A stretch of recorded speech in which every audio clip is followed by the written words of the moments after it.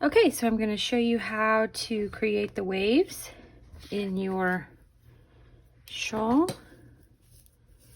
And when you get to the spot where you're ready to start doing these stitches in your pattern, which you can get online at industrialwhimsy.net, I'm going to show you, you're going to wrap your yarn twice. It's doing a normal knit stitch, wrapping the yarn twice, 3 times, twice, and twice.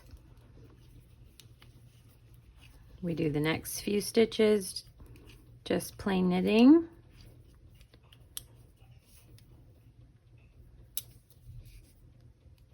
Then again, wrap it twice, pull it through like normal, wrap it twice, wrap it 3 times,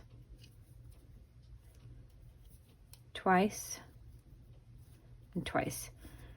And you'll be able to see 2 wraps, 2 wraps, 3 wraps, 2 wraps, and 2 wraps.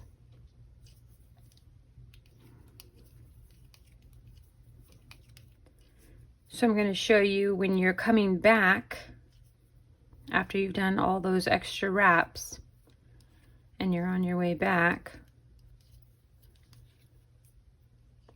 So here's one that's got 2 wraps. You just want to knit like normal and you're going to drop both of the wraps on, giving you that elongated stitch. And then the one with 3 wraps as well.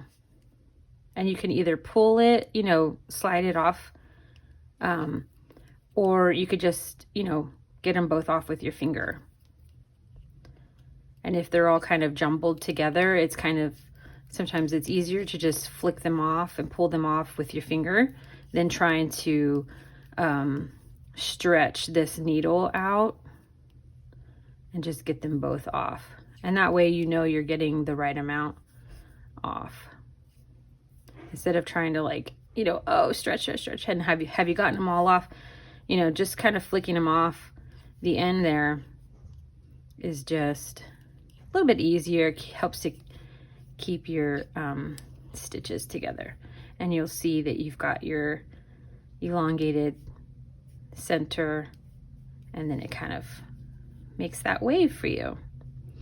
And because of this stitch, I do recommend using a yarn with drape, like cotton, linen, silk, bamboo, something that, you know, when you block it, it's going to keep, have that heaviness to it.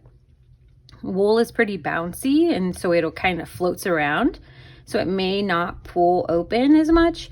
But if you have a blend with cotton, a wool cotton blend, that would be good because it'll kind of give it that heaviness to stay open and give you the up and down waves.